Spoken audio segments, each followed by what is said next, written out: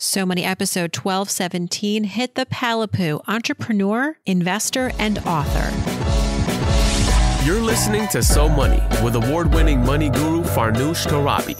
Each day, get a 30-minute dose of financial inspiration from the world's top business minds, authors, influencers, and from Farnoosh herself.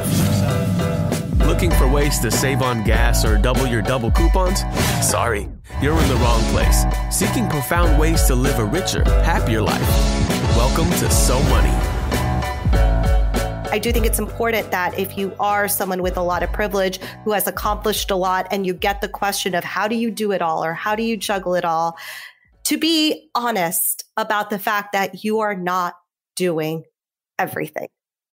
Welcome to So Money, everybody. I'm your host, Farnoosh Torabi. We are in conversation today with Hit the Palapoo, who is a self-described multi-hyphenate, an entrepreneur, investor, and author. She's also the CEO of Roshan Pharmaceuticals and an investor in over 15 women-led and women-focused companies. She has a book coming out later this fall called We're Speaking, The Life Lessons of Kamala Harris. Our discussion takes us to many places, many interesting pockets of the universe, including a discussion around privilege, why even if you grew up with it, even if you have it, a lot of it, how to own it and be proud of your success. Some of us have guilt around our privilege. We don't like to talk about it. We feel like it means we can't be as proud or as deserving of our success. But having privilege and being proud are not mutually exclusive. Hitha is the daughter of immigrant parents. She talks about her childhood and today what drives her to keep so many projects and tasks going on at the same time, how she manages her time, and she doesn't leave without giving some advice for those of us who want to invest in other companies like she has. She is an avid angel investor and she'll walk us through some of the ways to get involved without a lot of money. Here's Hitha Palapoo. Hit the Palapoo. Welcome to So Money. Finally. Thank you for having me. I'm so excited to be here. Yours is one of my first podcast loves. And you've been so generous sharing it on all your platforms. You have such a devoted audience. And I have to say, probably many people who listen to So Money first knew Hitha, then they knew Farnoosh. Why we waited so long to get together is beyond me, but let's make the most of our time together. And there is a lot of ground that we want to cover. You know, you in your bio, you call yourself a multi-hyphenate, which is true. You're an entrepreneur, an investor, an author, a mother of 2 sons. And I think that's going to mirror the scope of our conversation in that we're going to talk about a lot of things. We're going to talk about privilege. We're going to talk about being the daughter of immigrants and how that shaped you, running a business with your family, and angel investing, which is something that you are passionate about now and want to educate more people on. And then, of course, you've got this important book coming out later in the fall called We're Speaking, The Life Lessons of Kamala Harris, How to Use Your Voice, Be Assertive, and Own Your Story. So, okay. Let's start, as I always like to start, with the beginnings. Where we're going in this conversation, we need to start with the foundation, which is your childhood, single daughter of immigrant parents. You traveled as a young kid. I was reading about your dad on your Instagram feed coming to this country as a scientist, but really not any money, lurking at McDonald's. Fast forward to today, running a major pharmaceutical company with him. And so before we get to the arc of that story, tell me about life as a little girl, Hitha, let's say 6 years old. 6 years old was a good age. That was the first time we actually moved that I remembered that we were moving, because before then we moved when I was 2. That's when the memories start to come. So I picked Exactly. 6 because you can't really remember 3, but 6 we know. Exactly. So we were moving from outside of Columbus, Ohio to outside of Philadelphia. My dad took on a new job at SmithKline Beecham before it became GSK. And I'm really lucky in that was a really great year, despite it being a year of total uncertainty. My parents said this was an adventure. Like, we're moving. Let's try out this new thing. I met my best friend like 3 months after moving to Philly. Our moms became best friends. So it was a really fun year. I started second grade at one school, switched halfway in the year to another school because my parents had some house issues at the first house they bought. The builder just sort of pieced out and they had to find a new house. And my mother, being who she was, like chased him down and got her money back, which that's an early money memory for me, is mom just being like so cognizant and careful. And because, it was a time where I just joined her after school. So her like knocking down this developer's door until he answered for her to get her money back. A note to listeners, if you give anybody your money, get their address. You need to know where they live. I always say, if I know where you live, this money will be good, because I will literally live outside your door if you don't make good on this payment. Exactly. And that is very much Mama Palapoo's MO.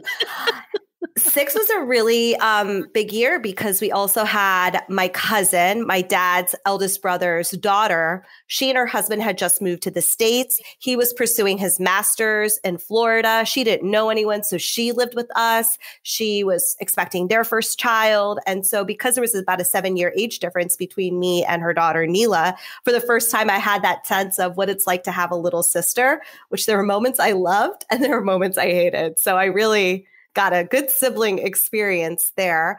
It was a very idyllic childhood. Like, we had a home with a big backyard, a neighborhood full of kids. I was out playing a lot, but I also was perfectly content, like sitting on the couch and reading a book cover to cover. We always had family dinner every night. Mom would cook. I would set the table and we decompressed about the day. And what I remember most of all in family dinners is I would ask Dad what he was working on, like what kind of pharmaceutical products he was working on. And he always explained it to me very clearly. He never said, oh, you're 6, you'll never understand, or you're 7, you'll never understand. He took the time to explain at a level I could understand that would usually cause more questions and that he would then answer. So I don't know if he realized he was doing this, but he was planting seeds of working in pharma, I guess, one day, or in sciences from a very young age. He also had a very unique punishment for me whenever I acted out, which was to take the medical dictionary and he would assign me 10 words and I'd have to write a report within an hour, like including all 10 of those words. So I was also a very strange child in that I knew more about lymphoma and leukemia and tumors than any 7-year-old had any business knowing about. But I'm grateful for the early education. Yeah. Curious to know now, as an adult woman, as the CEO of your father's pharmaceutical company, what punishments he makes you endure, if any, when you have disputes. No comment? It's usually not letting me open the good wine and having to drink like the not so good wine. Hold that thought. I want to get into more of the, the relationship, the intergenerational dynamics of running a company with family. Funny enough, I didn't know this. Your father started this at 55. Yeah. So up until that point, you have described your upbringing as like sort of born on third base, privileged. Talk about some of those things. I mean, even just hearing you talk about being around loved ones, setting the table for dinner every night, that consistency, that is not everyone's life. And that's the richness that I think sometimes gets overlooked. We think, oh, you have like the 3-car garage and the manicured lawn. But what is happening inside the house, right? That is not sometimes about money, but it's about the dynamic of your family sometimes. And it sounds like you had a really great dynamic. An incredible dynamic. And that's to say that we didn't have our rough times. We certainly did. But there was always this sense of we're going to get together. We're going to talk it out. We're going to talk things through. We don't go to bed angry, like from a very young age. And my parents modeled that for me. So if they got disagreed about something in front of me, they made sure I saw the resolution of that. And I think that's very unique. In South Asian households, they're very progressive in that manner. The second thing, too, is that we talked a lot about our feelings. Like, the South Asian community is has a stigma about mental health. It's something we don't talk about nearly enough. And certainly even to this day, if I talk about depression and anxiety, both of which I've experienced over the course of my life, I see my mom kind of give me this look. And it's not that she doesn't believe me, but for someone who hasn't experienced it, it is a very different thing to try to just be like, well, just be happy. And it's right. and that's where we kind of agree to disagree. And we kind of put a pin in that conversation and change the subject, because we know that's never going to be a winning argument. She's never going to understand or empathize with my experience. And I also know that she always is there to love me. She's always there. She will always love me. She'll always be there for me. So her not understanding this one experience is not a hill I need to die on because of everything else she provides for me. I have a therapist for those conversations. Yes, your mother is not going to be the end all go to. We all have learned that the hard way. I want to go back to something that you said, which was so astute. We can talk about that in a financial context too. This idea of watching your parents argue, but then also seeing the resolution. In the context of money, right? A lot of us grow up with parents who argued about money. Mine did that. I never saw them agree on things after that. And I think that was the chip that was missing sometimes for me as I got older. I then grew up with this real fear about like getting into a marriage and like having money disputes because I never saw the resolution. And seeing the resolution, there have been studies on this. I remember reading a study, I think it was Harvard probably, where it's part of being, that book Grit. Mm-hmm. And I've had the author on. I think that's how you develop grit is. It's not that you avoid the hardness, work through the hardness, because at the end of it is success. And if you have experience with that, if you flex that muscle enough where like, okay, this is going to be hard, but then there's always going to be sort of a resolution at the end. It's what gets you through the hard stuff. Your parents modeled that for you. Yeah. And advice for listeners, if you're having disputes with your partner over money and your kids are in the room, that's okay as long as they see an hour later or a week later, you came up with a budget or a plan and involve them in that as well. And I think about the time when I was 13, my father had an opportunity to go to England on a secondment and oversee the European submission for one of GlaxoSmithKlineBeechham's biggest products at the time. And so we moved to England for 2 years. And back then, I got the opportunity to see this and be a part of the decision-making process, which I thought was incredibly valuable. My parents asked me, would you rather go to an American school or would you want to enroll into an English school? Knowing that we were planning to come back to the States at some point, I said, an American school is fine.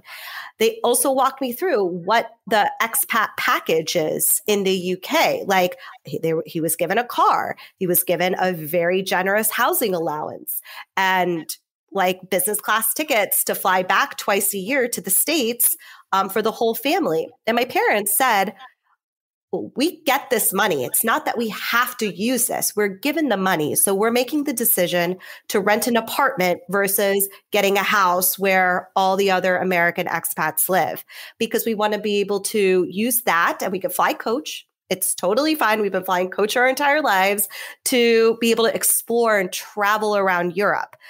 This is an incredible opportunity for us to have experiences we never would have if we stayed outside of Philadelphia. So let's really focus on that. And so I want to say that I grew up with a lot of privilege, financial, as well as a richness of experiences. But especially at 13, I really value my parents making me a part of the decision-making process, as well as walking me through the financial decisions they had agreed upon together. And kind of from that point on, I had a hand in helping pick out the homes we would live in or how we would decorate. And my mom, bringing her little notebook to write down the cost of slabs for countertops and tiles and whatnot, and saying, do we like this much that we have to pay this, or can we find something a little less expensive at Lowe's?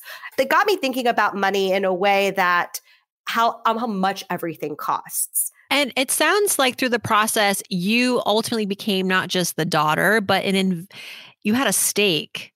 You were at the table. You had a seat at the table. Who does that with their kids, right? And I think that's extremely unique. Now, as an adult woman with your own life and your own family, you're still very close to your parents. You've talked about how the home that you live in, your parents paid for that.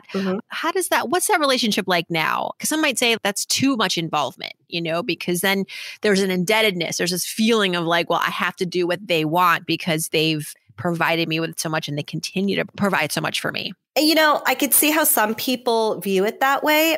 My experience is mine. I don't know anything different. So to try to, I guess, envision another option. Listen, I mean, if my husband at any point felt uncomfortable with this level of financial support, we would have politely declined it and it would have been fine. But the truth is, my parents want to be very close with their grandkids. They are here often as they like to be and choose to be. And so having a space that all three generations can live in and occupy comfortably, it's great to have a home that supports that. Now, also, they did buy it for us. We pay for everything. So every little renovation we wanted to do, everything was on us. And so it was a balancing of budget and property taxes and maintaining the home. It's not just buying the home and then you're done. It's the upkeep is quite a bit, as you know. Absolutely. Taxes, all of that. Manhattan property taxes are like, it is what it is. You know what? I live in my dream city, in my dream home. So it is the price of living here and it's one I am happy to pay. This is such a different kind of story on So Money. Last week or a week or two ago, we had on Jen Risher, who is the author of We Need to Talk, a memoir about wealth, about how she fell into a lot of money thanks to working at places like, I believe it was Microsoft, and then her husband at Amazon in the 90s, and they IPO'd and she made a boatload of money. And this sort of secret that she held for many years was that, this feels really awkward to be rich. And she was admittedly ashamed, embarrassed to talk about her privilege and her wealth. And I really appreciate that narrative coming out now because if we're going to talk about money, let's talk about all the types of money, all the ways that we were raised. And you said something really important before we were recording, which is that admitting that you have privilege and saying, I'm also really proud of my accomplishments or I'm successful. These aren't mutually exclusive thoughts. Like you can be both of those things. Yeah. How do you want more people to understand privilege and how should we be talking about it differently?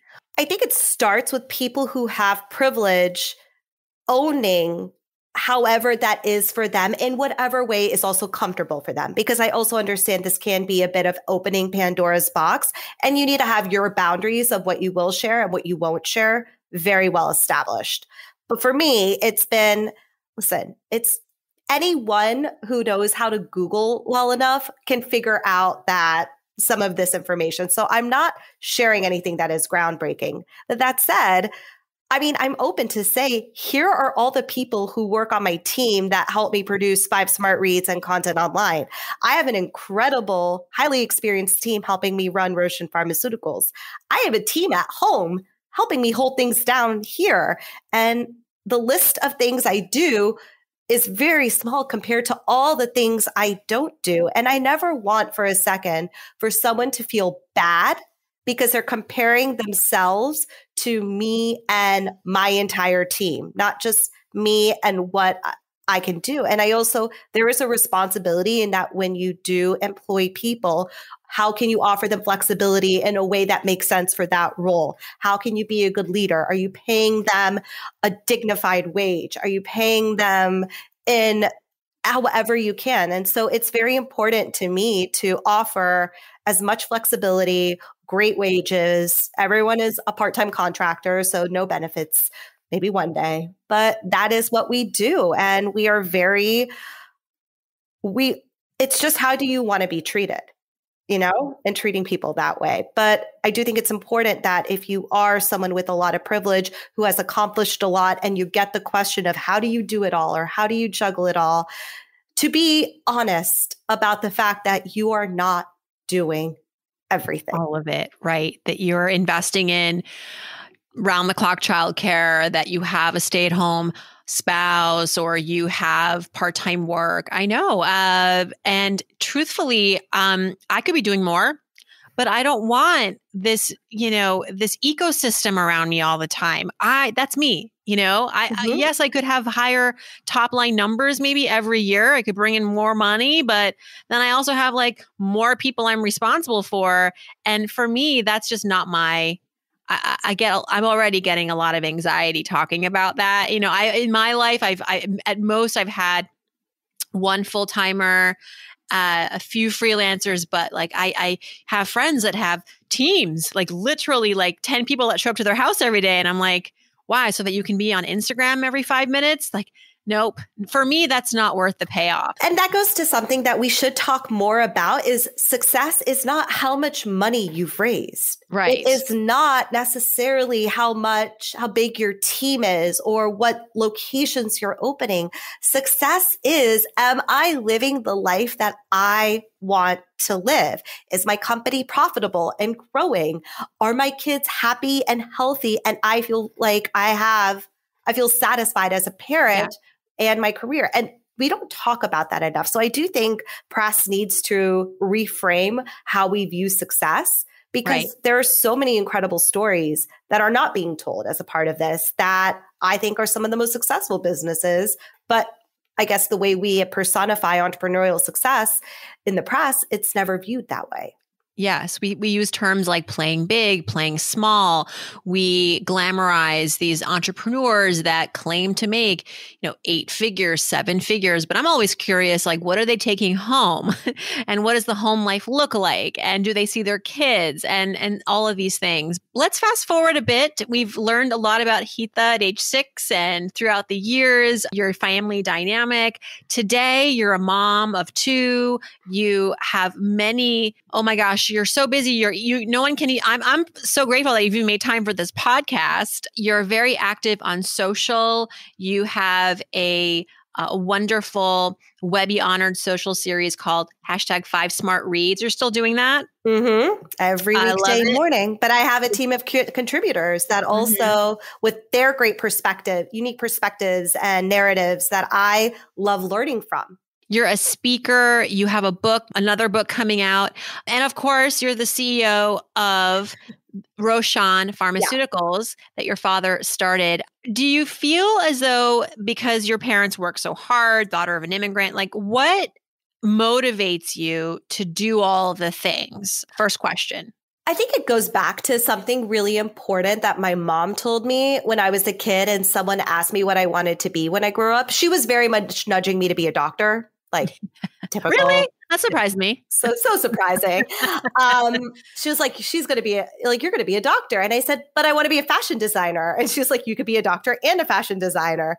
So, and is something I asked her about this. I go, did you really think about like how you phrased it? She goes, no, I just wanted you to agree to think about pursuing medicine. And this was the easiest way to do it.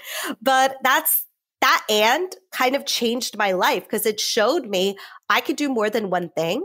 And so from a very young age, I was very much like, I'm going to do several things. I don't do well just doing one thing. I have to kind of have something creative to balance the highly technical elements of my professional career, which has started off in tech sales and then went into pharma, where I've been in for the past 12 years. Confession, I recently made a not so money purchase, spending hundreds of dollars on blue light lenses. You know, the ones that are designed to make it easier and more comfortable to look at a screen all day. Well, I'm kicking myself because I just didn't shop around. And now I'm learning about a brand called Felix Gray that's got some of the best looking, best designed blue light glasses at competitive prices. If like me, you spend hours a day staring at a screen, which can then lead to poor sleep, headaches, or itchy, watery eyes, consider consider a pair of blue light lenses from Felix Gray. Their lenses filter 15 times more blue light, and they have non-prescription and prescription lenses. Get yourself a pair of glasses made for the 21st century and designed for modern, hardworking eyes. You have nothing to lose except maybe eye strain. Go to felixgrayglasses.com/SoMoney for the best blue light glasses on the market. That's FELIXGRAY glasses.com/SoMoney. Free shipping, free returns, free exchanges. felixgrayglasses.com/SoMoney.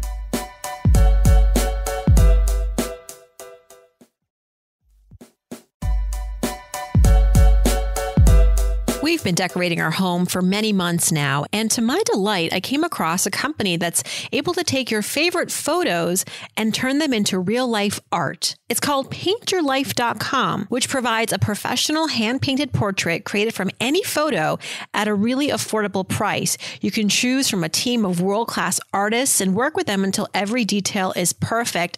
And my experience was quick, it was easy, and we got our hand-painted, beautiful portrait of our two kids in just a few weeks.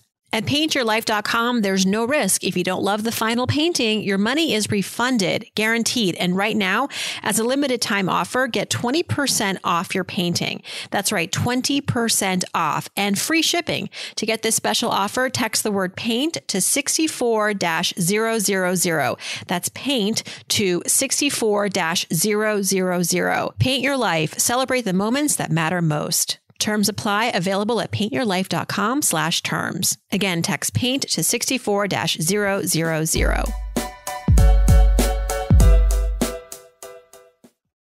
What's your day like? I can't imagine being the CEO of a pharmaceutical company and having time for anything else, let alone all the things that you're doing. So how do you manage your time? So I have like a mini morning routine that is like I meditate in bed and then I scribble down my the 5-minute journal and just like some things I'm grateful for. And I think that just sort of puts your brain in a good headspace. I read the day's entry of the Daily Stoic if I'm feeling it. Sometimes I'm not feeling it and I'll take my Kindle into the bathroom and like keep reading whichever romance novel I'm reading at the time while brushing my teeth.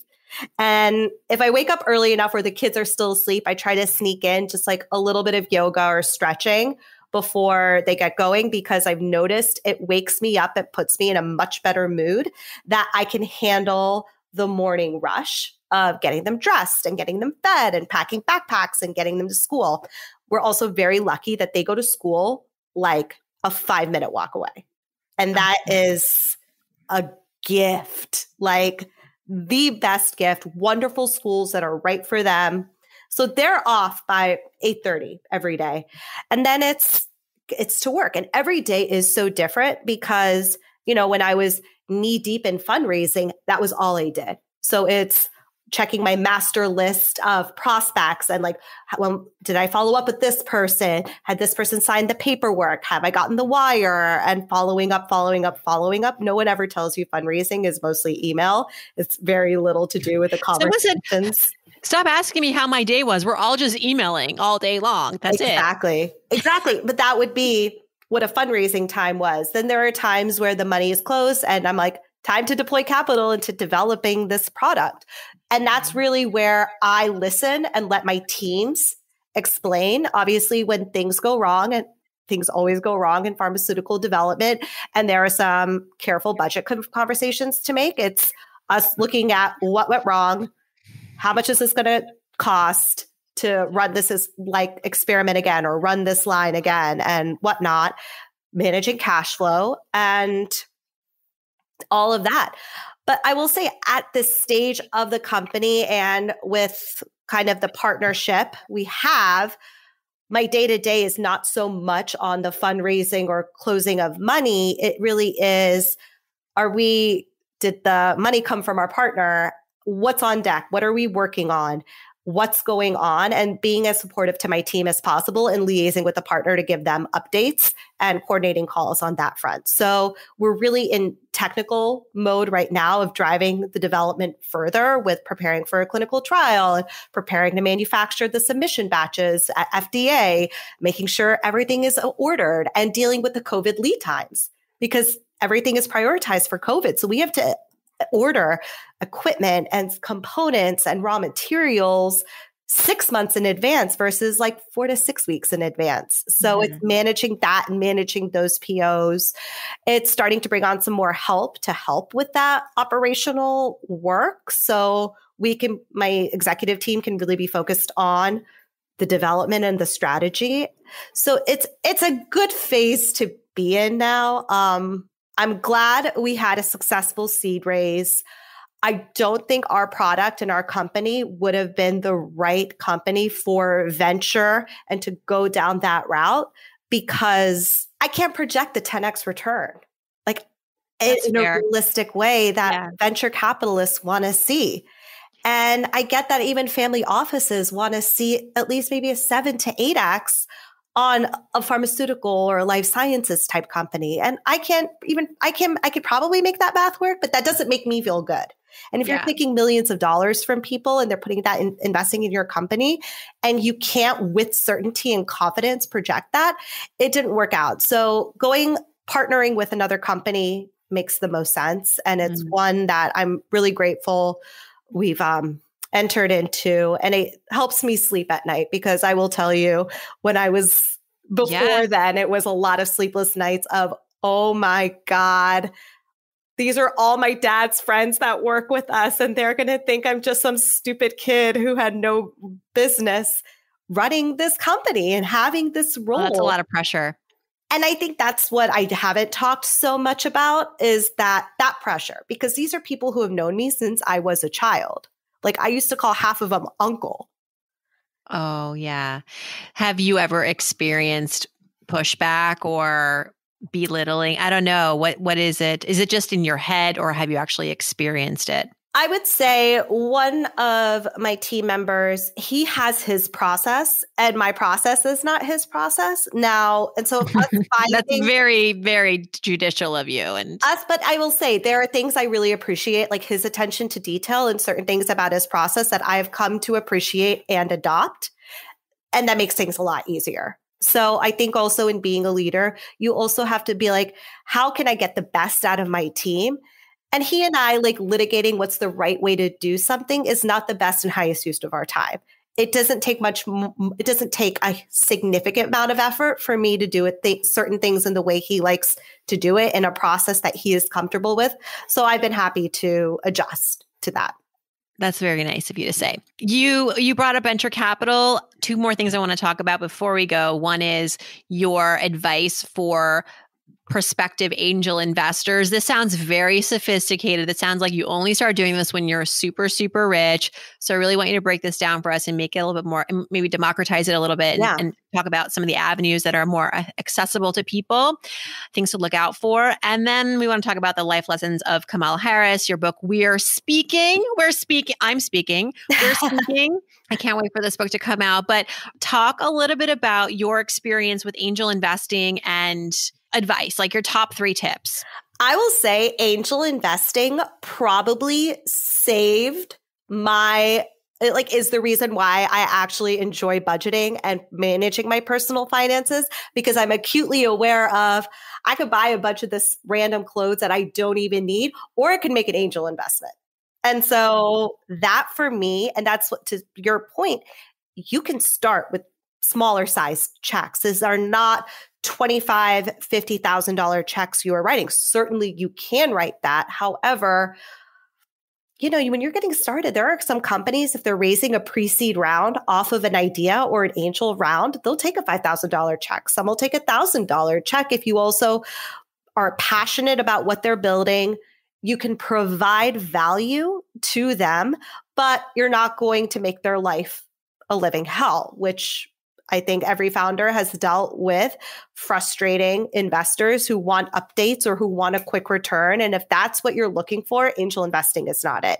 It is you're making a bet on an idea and really a team to deliver that if it works, it'll be a great payout. And if it doesn't work, you're not endangering your net worth in a significant way that you're putting your nest egg in jeopardy. And so there are kind of 2 paths into angel investing. In order to be an accredited investor where you are writing checks into basically a company that is looking to raise additional capital, you have to meet certain requirements. And I'll send you a link to include in the show notes for that, because it's either $1 million in financial assets, excluding real estate, or a certain income level for the past 3 years. And I think it's 300,000. You've made 300,000 every year for the past 3 years, or as a couple, you've made 500,000. Now, these are big numbers, and I get it. It still seems out of reach, but now there are incredible platforms like Republic that Backstage Capital. I just contributed to that. Yes. Great. Yes. That's Arlen Hamilton. Yeah. I've been trying to get her on this podcast. I get close, and then she, has a million commitments. Yeah. I was going to say these are great platforms. I've participated as a way to get in whatever you can. I think like the minimum is like $100 if you even, but then to have it be spread out through what you leave it to the experts to then go find those next unicorns. Yeah. And you can invest in companies directly via Republic. And also iFund Women is a crowdfunding site. It's a portfolio company of mine. It's where some of my portfolio companies got started with a successful crowdfunding raise and then went on to raise additional capital at the end of the day, investing is a way of just using your dollars to show your values. So it doesn't even have to be I'm investing in companies. I think being a thoughtful consumer and thinking about where your money is going. Yes, Amazon is extremely convenient. And yes, that 2-day shipping is extremely helpful. But think about the businesses in your neighborhood that would also welcome your patronage and support. So for me, I don't buy books on Amazon ever. I, buy audiobooks through Libro.fm, or if I really want a book, and this is such a good tool to help me make sure I'm buying the books I actually want, I will call in the book at a local bookstore, and I have to go walk and pick it up. And that walk. Oh, dear God.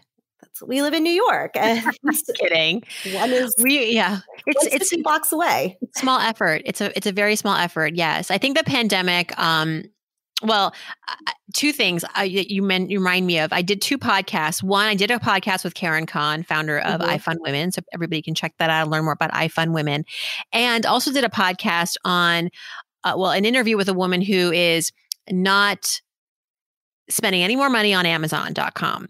And that is that's huge lift for many people. Not everybody can do that. But if you're interested in just learning about how to put your money more towards your values, great episodes. So you can go back in time and listen to those episodes. For me, the takeaway was I sometimes still need Amazon. But yes, I can go to the local bookstore. Even I can't walk. I got to get in the car. But you know what? It's a small lift for me to be able to make a bigger impact for that bookstore. I'm not going to destroy Amazon through this act. No. But I can support the small bookstore. I guarantee you that small bookstore gets excited with every book they sell. And they will remember conversations that you have with them of, I loved this book and I'm looking for something similar. I love our local bookstores, like Book Culture. They're like my Shazam. And I said, I'm in the mood for a space book. And these are the ones I've read and I want fiction. I don't want to deal with this. And they're like, I got the book for you. And walk me around. Wow. And so it's like, there's a joy you get when you support a local business like that, a satisfaction that Amazon's algorithm sometimes can't deliver. And they are so grateful for it. This is why they work at that business. And so it's really satisfying. And, for us, we have our local toy store in our neighborhood that I go to for kids' birthday gifts. We have West Side Books, West Side Toys. West Side Toys. Yes. We were just there the other week. Yeah. So good. And then I think our neighborhood wine guy around the corner from us, gets so excited whenever he sees. Especially now, post-pandemic, they're probably thrilled to see human beings walk into their door. 100%. Walk through the door. But my dad jokes, he's like, it's time for our regular looting of your store. And Neil, the manager, walks us around. He says, I have some things bottles I think you'd love to try this. And he's so sweet. And he even said, if you guys ever want to go wine tasting, give me a month's notice. I will help plan it for you. He's like, I know all these wineries. And I go, you're never going to get this from a Wink or even a Whole Foods wine store that's 4 blocks up from us. So be very mindful about where you spend your money. I mean, my husband and I go through our budget and our expenses every single week. So I feel a lot better when I see fewer expenses in general, but those expenses are at our local neighborhood businesses or small businesses that are, D2C ones that we support or have invested in, whatnot, versus Amazon. Because there was certainly a time, and especially when you have a young baby, like when Rocky was born, everything was Amazon. I just needed convenience. I was not going to run out and go pick up stuff. But by the time he hit like 3 months, I was going down to Albie Baby to get the things I needed. I wasn't Amazoning them. Heard that. Let's talk about your forthcoming book coming out October of this year. We're Speaking, The Life Lessons of Kamala Harris, How to Use Your Voice, Be Assertive, and Own Your Story. Now, I know that you are a huge fan of Vice President Harris, and I think you might have even, helped her campaign a little bit. So to get this opportunity, how did this opportunity come about in the first place? I am the luckiest author alive in that both of my books, I was approached to write by the publisher versus putting together a proposal and submitting it. It's insanely lucky. And that it happened twice with two different publishers is like my agent was like, I don't even know what to say to this. I'm like, I don't know what to say. I'm nervous of the day I have to put together. Did they take the whole commission when they didn't get you the book? That's what I want to know. My agent is a godsend. I don't think I could write these books without her. She's ghosted before. She has a credible editor's eye. Oh, wow. So she does kind of the first pass edit as I was writing. So to make sure what we submitted as the first draft was a strong first draft. So Kim, if you're listening, I love you so much. You're the best. Please don't leave me ever. But I got approached in November from an editor at Little Brown Spark who said, we're really interested in doing an advice book inspired by, at the time, Vice President-elect Harris, and we think you would be the perfect person to write it. Would you be interested? And I forwarded it to Kim and I was like, is this real? And she's like, Marissa, she's a great editor. Let's take the call. And we did. And they said, we want you to write it. And I said, great. How much time do I have? And they're like, could you do it by the end of December? This was November. And I was like, no. No. I said, no, I will die. My husband will leave me. I will never see my children again. No. So we pushed it out to mid-February. And so I spent 3.5 months doing nothing but researching and writing and interviewing and writing some more. I emailed both of my two favorite history professors from college to let them know about this book and how I was doing, because I said, without your classes, there's just no way I could have done this, because there wasn't an opportunity to interview any member of the Harris family or the Emhoff family for that matter, because they're very clear on if we participate in interviews, it looks like an endorsement, and we need to really keep a clear line behind, to not show any kind of endorsement or favoritism for books like this written about the vice president. And, it was like a very big iron curtain. So all of my research and all the book was based off of public reporting, her own book, another book someone wrote about her that came out, I think, just a month after the election. And it was a lot. I'm still not recovered from it. Well, going in, you were already such a super fan. I'm sure you knew a lot already going in. You had a feeling for what you were going to discover through your reporting process. But was there something that even blew you away, or a life lesson? I really fell in love with her mother. I think the best part of this research process, or what I found to be so incredibly satisfying, is learning more about Shamala Gopalan Harris and what a remarkable woman she was, just truly in every way. And it wasn't just that she came to the States from India to study science, but some of the experiences she had in the lab in being an Indian, a brown person with an accent, are stories my father has told me. It was so similar.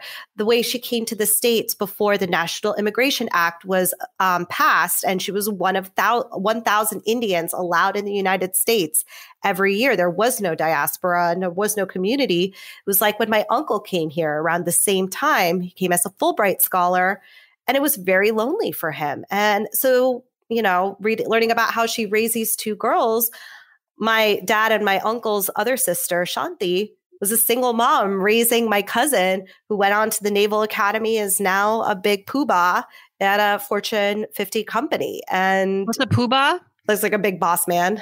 Oh, I like that. Grand poobah. That was a term from my favorite history professor, Sandra Joshel from University of Washington. And it's something that I've never stopped saying.